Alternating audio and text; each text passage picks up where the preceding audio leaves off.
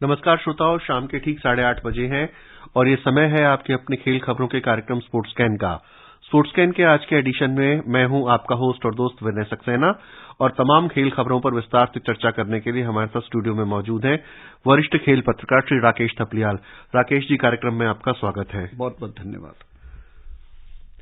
पहले सुन लेते हैं मुख्य समाचार।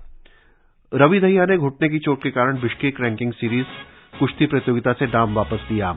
एशियाई अंडर 20 एथलेटिक्स चैंपियनशिप में भारत की शानदार शुरुआत।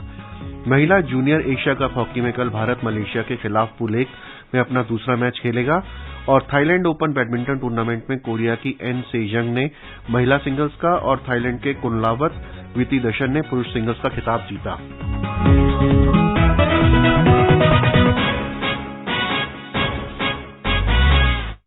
पहले बात करते हैं कुश्ती की। टोक्यो ओलंपिक के रजत पदक विजेता पहलवान रवि दहिया ने आज घुटने की चोट के कारण बिश्केक रैंकिंग सीरीज कुश्ती प्रतियोगिता से नाम वापस ले लिया। एक नए भार वर्ग 61 किलोग्राम में प्रतिस्पर्धा करते हुए दहिया को क्वालिफिकेशन राउंड में किर्गिस्तान के ताइरबेक जुमाशबेक उलू के खिलाफ खेलना था। यूनाइटेड वर्ल्ड रेसलिंग ने एक बयान में कहा है कि भारतीय कोचिंग स्टाफ के अनुसार टोक्यो ओलंपिक रजत विजेता को वार्म अप के दौरान घुटने में चोट लगी और वो बिश्केक में प्रतियोगिता में नहीं उतर पाएंगे।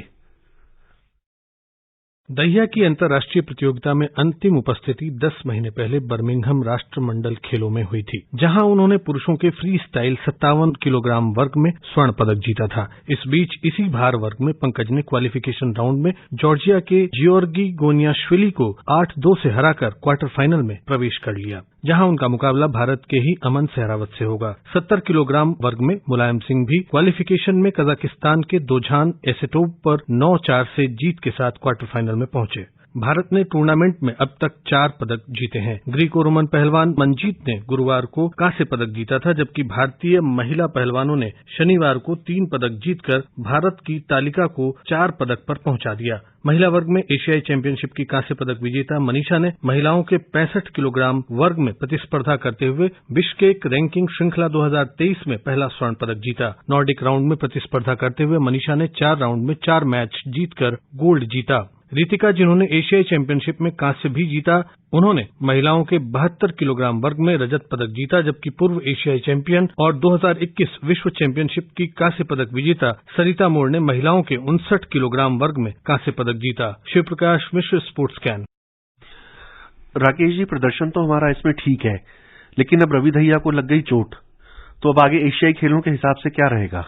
देखिए, अब चोट तो उनके पहले लगी हुई थी। ये जनवरी में उनके चोट लगी थी घुटने पे, उससे वो उबर गए थे, महसूस कर रहे थे कि भाई ठीक है, लेकिन उसके बाद अचानक वार्म अप के दौरान उनको कहते हैं कि फिर से कुछ दर्द सा उसमें महसूस हुआ, खिंचाव हुआ, तो उन्होंने एक फैसला लिया कि भाई इस चैंपियनशिप में नहीं उतरते हैं, क्योंकि यहां उतरने पे चोट बढ़ने का खतरा हो सकता था, क्योंकि जनवरी में चोट के बाद पूरा रिहैब उनका हो चुका था, सारी चीजें उनकी हो, लेकिन चोट फिर से उभर आई और सितंबर में देखिए एशियन गेम्स होने, उससे पहले उनकी ट्रायल्स भी होगी, बिल्कुल होगी टीम के लिए, भारतीय टीम के लिए, और इस समय ट्रायल आपको पता है कि बड़ी महत्वपूर्ण हो रखी है। तो उन्होंने फैसला लिया होगा कि एशियन गेम्स है वो ज्यादा महत्वपूर्ण है भारत के लिए, और खुद उनके लिए भी उसके जो पदक है एशियन गेम्स का वो काफी महत्व रखता है। तो मुझे लगता है कि अपनी शारीरिक स्थिति के हिसाब से जो भी फैसला लिया गया होगा वो एक अच्छा ही फैसला है, क्योंकि यहाँ चोट अगर बढ़ जाती तो फिर आपके लिए एशियन गेम्स छोड़ने के चांसेस बन जाते। लेकिन जिस तरह का प्रदर्शन यहाँ है, और हम देखते हैं अमूमन के बड़ी प्रतियोगिताओं के अलावा इस तरह के जो टूर्नामेंट होते हैं हमारे पहलवान अच्छा ही प्रदर्शन करते हैं, लेकिन एशियाड और ओलंपिक्स और वर्ल्ड कप तक जाते जाते कुछ फर्क आ जाता है, तो ऐसा क्यों? देखिए, उसके पीछे एक बड़ा रीजन होता है कि जो तमाम कंट्रीज हैं उनकी प्रायोरिटी होती है कि ओलंपिक मेडल, उससे कम जो है वो उसको नहीं देते, या यूं कहें कि अपना टैलेंट छोटे टूर्नामेंटों में छुपा लेते हैं और बड़े में लाते हैं। हाँ, लेकिन ये होता है कि देखिए रेसलिंग के अंदर क्या है कि पहलवान को आप बचा के भी चलेंगे तो भी एक दिक्कत आती है, अगर वो लड़ेगा नहीं चैंपियनशिपों में तो खेलेगा क्या, तो उसे वो अनुभव नहीं हो सकता, है ना। और अगर आप बहुत ज्यादा चैंपियनशिपों में भी लड़ेंगे तो वो भी आपके लिए दिक्कत वाली बात होती है। तो एक अच्छा बैलेंस, संतुलन बनाना पड़ता है। जैसे हिंदुस्तान के पहलवान अगर ओलंपिक में पदक जीत रहे हैं तो हमारी प्रायोरिटी ओलंपिक पदक हो जाती है कि ओलंपिक के अंदर हम जीते, एशियन गेम्स के अंदर हम जीते, क्योंकि एशियन गेम्स में जीतना एशिया का वो स्टैंडर्ड रेसलिंग का होता था कि एशियन गेम्स का गोल्ड मेडल बड़ी बात मानी, बहुत बड़ी बात। बहुत हमारे ऐसे रेसलर है जिन्होंने वर्ल्ड लेवल पे पदक जीते लेकिन एशियन गेम्स का गोल्ड मेडल नहीं जीत पाए। तो एशियन गेम्स का एक गोल्ड मेडल वो आपको कहीं का कहीं पहुंचाता था, बहुत नाम मान सम्मान उसका मिला करता था। तो उसी को देखते हुए रवि दहिया के पास देखिए ओलंपिक का रजत पदक है और ये जो चैंपियनशिप है इसका पदक उतना मायने नहीं रखता। अगर आप देखें ओवरऑल वार्म अप टूर्नामेंट मान सकते हैं इसको। हाँ, ये वार्म अप टूर्नामेंट और काफी लंबे समय के बाद वो उसमें भाग ले रहे थे चैंपियनशिप के अंदर। तो ये भी एक चीज आती है। आप देखिए फ्री स्टाइल के अंदर हमारे पास इसमें एक भी पदक नहीं आया। अभी लेटेस्ट खबर ये है कि भाई ये पंकज मुलायम जो क्वार्टर फाइनल पहुंचे थे ये भी ब्रॉन्ज मेडल का जो प्ले ऑफ होता है उसमें हार गए। तो फ्री स्टाइल में हमारे पास इसमें कोई पदक नहीं आया। ग्रीक रोमन में पदक आ रहे हैं, महिलाएं जीत रही हैं। तो ये भी एक थोड़ा सी हैरानी की बात है। और रवि दहिया अगर होते तो निश्चित रूप से ये पदक के बहुत बड़े दावेदार होते, गोल्ड मेडल के बहुत बड़े दावेदार होते। तो अब जो भी फैसला लेते हैं, देखिए जो आपके साथ सपोर्ट स्टाफ होता है, फेडरेशन होती है, वो सब आप पहलवान के ऊपर छोड़ते हैं। अगर आपको ठीक महसूस नहीं हो रहा तो वो खिलाड़ी एक बता सकता है कि भाई वो कैसा महसूस कर रहा है खेलने के लिए, फिट है कि नहीं है। तो मुझे लगता है कि वो खिलाड़ी के ऊपर ही फैसला छोड़ा जाता है। और रवि दहिया काफी सुलझे हुए पहलवान है। पहलवान अमूमन बोलते ज्यादा हैं हमने देखा, लेकिन ये पहलवान ऐसे हैं कि जो बिल्कुल शांत भाव रहते हैं, ज्यादा है और बोलता कम है। समारोह में बुलाया जाएगा तो बहुत कम बोलेंगे, मीडिया में भी आप इनकी बातचीत बहुत कम सुनेंगे, इनके बारे में बहुत कम सुना पड़ा जाएगा। और ऐसे एक पहलवान इनके नाम पे दिल्ली का एक स्कूल इनके नाम पे रखा गया भाई, उस स्कूल का नाम। तो बड़ी उपलब्धि, ओलंपिक पदक के बाद इनको सरकार ने भी काफी तवज्जो दी है। तो मुझे लगता है कि जो इन्होंने फैसला लिया होगा वो काफी सोच समझ के लिया होगा और देश के हित में और अपने हित में, दोनों हित देख के होगा। जी।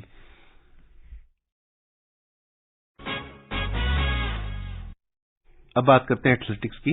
कोरिया में चल रही एशियाई अंडर 20 एथलेटिक्स चैंपियनशिप में भारत की रेजुआना, हिना मलिक और भरतप्रीत सिंह ने आज महिला 400 मीटर रेस और पुरुष चक्का फेंक स्पर्धा में स्वर्ण पदक अपने नाम किए, जिससे भारतीय अभियान की शानदार शुरुआत हुई। हिना ने 53.31 सेकंड में रेस पूरी कर स्वर्ण पदक जीता। भरतप्रीत ने टूर्नामेंट के शुरुआती दिन 55.66 मीटर के सर्वश्रेष्ठ थ्रो से भारत को दूसरा स्वर्ण पदक दिलाया। अंतिमा पाल ने दिन का तीसरा पदक कांस्य के रूप में जीता। उन्होंने 5000 मीटर रेस 17 मिनट और 17.11 सेकंड के समय में पूरी की। राकेश जी, जूनियर एथलेटिक्स में तो प्रदर्शन अच्छा है, आगे? देखिए, जूनियर में भी हमारे पास पहले इस तरह के पदक आते नहीं थे जैसा कि अब आ रहे हैं। अब ये रेजुआना को अगर हम देखें तो इन्होंने यहाँ अंडर 20 की ये चैंपियनशिप है, इसके अंदर गोल्ड मेडल जीता। लेकिन उसके साथ साथ वो अंडर 18 में ताशकंद में भी उन्होंने अप्रैल में गोल्ड मेडल जीता था जी। तो ये एक बड़ी बात है। और उनका जो अपना पर्सनल बेस्ट था उससे 0.9 सेकंड पीछे रही हैं, मतलब अपने सर्वश्रेष्ठ के काफी नजदीक है। और मुझे लगता है कि जब ये बड़े लेवल पे जाएंगी तो हो सकता है उसमें और इम्प्रूवमेंट करेंगी। तो एक अच्छी बात है कि जूनियर लेवल पे, अंडर 20, अंडर 18 लेवल पे हमारे एथलीट्स अच्छा प्रदर्शन कर रहे हैं, उनको एक्सपोजर टूर ज्यादा मिल रहे हैं। इस सरकार ने जो ये सबसे बड़ा काम किया कि ग्रास रूट लेवल के खिलाड़ियों को देश विदेश में काफी टूर्नामेंट मिले, ट्रेनिंग की उच्च स्तर की फैसिलिटीज मिली। लेकिन अधिकतर राकेश जी ये देखा गया कि जो खिलाड़ी जूनियर स्तर पर अच्छा प्रदर्शन करते हैं, जब सीनियर लेवल की बात आती है तो टीम में बिल्कुल आमूलचूल प्रदर्शन मतलब बदलाव हो जाता है। वो खिलाड़ी दिखाई नहीं देते जिन्होंने जूनियर लेवल पे पदक जीते थे और सीनियर लेवल पे टीम दूसरी बन जाती है। देखिए, वो डिपेंड करता है ना, देखिए उसमें भी ट्रायल है, आप किस तरीके का प्रदर्शन करते हैं, भारतीय टीम में आने लायक जो यार्डस्टिक है उसको पूरा कर पाते हैं या नहीं कर पाते। लेकिन अगर जूनियर अंडर 20 लेवल का खिलाड़ी कोई आपको मेडल देता है, जैसे नीरज चोपड़ा ने मेडल दिया, छोटी उम्र में आपको मेडल दे दिया, तो उसके ओलंपिक्स के ज्यादा पार्टिसिपेशन के चांस बनते हैं और ज्यादा अच्छी फिटनेस के साथ वो और पदक आपके लिए जीत सकते हैं। बिल्कुल। पीवी सिंधु ने 2 ओलंपिक्स के अंदर पदक जीता। नीरज चोपड़ा बड़े तगड़े दावेदार हैं 2 ओलंपिक में पदक जीतने के। इससे पहले वाले एक ओलंपिक में वो रह गए थे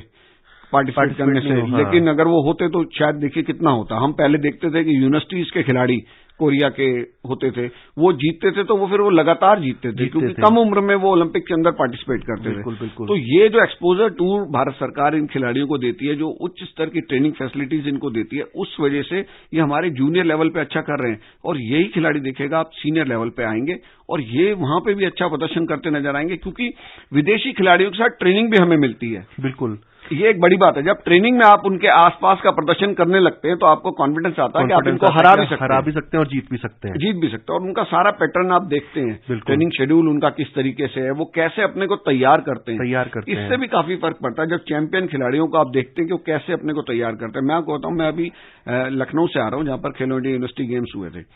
तो वहां ये देश के कोने कोने में जब इस तरह के खेल होते हैं तो खाली खिलाड़ी जीतना हारना वो एक अलग चीज है, लेकिन आपको इक्विपमेंट अच्छे उस राज्य में आते हैं, उन इक्विपमेंट्स की कैसे देखभाल की जानी है वो भी सीखा जाता है, और बच्चों को जो नई फैसिलिटीज बनती हैं उनमें खेलने का मौका मिलता है। तो ये बहुत बड़ी चीज सरकार की ग्रास रूट से लेकर उच्च स्तर तक जो ये चीजें स्कीमें चल रही हैं, तो वो बहुत अच्छा काम कर रही हैं, और निश्चित रूप से आने वाले समय में एथलेटिक्स में भी जो वर्ल्ड लेवल पर हमारे खिलाड़ी अच्छे रिजल्ट आएंगे।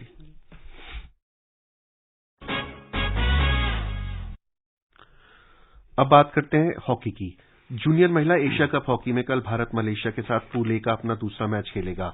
इससे पहले कल भारतीय टीम ने अपने पहले मैच में उज्बेकिस्तान को 22-0 से करारी शिकस्त दी। उज्बेकिस्तान के खिलाफ इस मैच में भारत ने खेल के हर विभाग में अच्छा प्रदर्शन किया और उसके कम से कम 8 खिलाड़ियों ने गोल किए। भारत कल मलेशिया के खिलाफ इसी तरह के प्रदर्शन को जारी रखने की कोशिश करेगा। भारत को मलेशिया के बाद मंगलवार को कोरिया का सामना करना है और पूल के अपने अंतिम मैच में 8 जून को चीनी ताइपे से खेलना है। राकेश जी, जूनियर हॉकी में लड़कों ने तो मेडल जीत लिया, अब लड़कियां भी उम्मीद करें कि जीत जाएंगी? बिल्कुल, देखिए दोनों चीज होंगी। लड़कियों के ऊपर थोड़ा दबाव भी होगा, पूरे जोश में भी होंगी कि भाई लड़कों ने अगर कर दिया तो हम भी करके दिखाएंगे। हम भी करके दिखाएंगे। बिल्कुल। और लड़कियां हमारी देखिए सब बढ़िया हैं, इनको भी अच्छी ट्रेनिंग। हॉकी एक ऐसा गेम है, इसकी सारे साल ट्रेनिंग चलती है, एक्सपोजर ट्रिप इसमें भी बहुत मिलते हैं खिलाड़ियों को, और अनुभव और युवा खिलाड़ियों का अच्छा मिश्रण हमारे पास रहता है।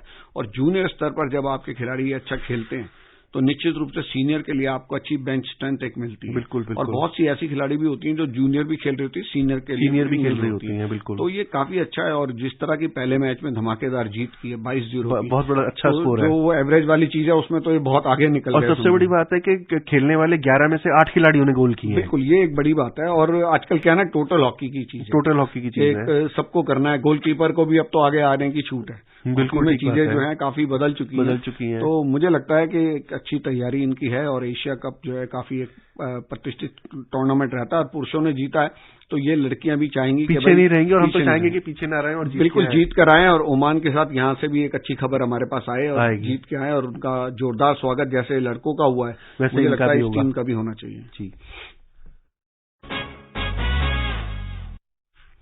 बैंकॉक में थाईलैंड ओपन बैडमिंटन टूर्नामेंट में आज महिलाओं के सिंगल्स में दूसरी वरीयता प्राप्त कोरिया की एन सेजंग ने चीन की हे बिनजियाओ को 21-10, 21-19 से हराकर चौथी बार इस खिताब पर कब्जा किया है। कोरिया की खिलाड़ी लगातार 7वीं बार इस टूर्नामेंट के फाइनल में पहुंची थी। पुरुष सिंगल्स में थाईलैंड के कुनलावत वितिदशन पहली बार थाईलैंड ओपन का खिताब जीतकर विश्व के ऐसे पहले खिलाड़ी बन गए हैं जिन्होंने बैडमिंटन वर्ल्ड टूर में इस साल एक से ज्यादा टूर्नामेंट जीते हैं। उन्होंने हांगकांग के ली चेक यू को फाइनल में सीधे गेम में 21-12, 21-10 से हरा दिया।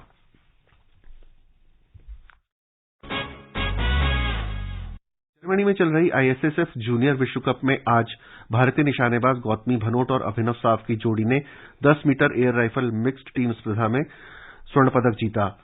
वहीं 10 metre air pistol mixed team में संयम ने अभिनव चौधरी के साथ जोड़ी बनाई और 12 अंक बनाकर रजत पदक जीता। संयम ने कल महिलाओं की एयर पिस्टल व्यक्तिगत स्वर्ण पदक में भी इस पदक जीता था। सुरुचि इंदर सिंह और शुभम बिस्ला ने भी कांस्य पदक हासिल किया।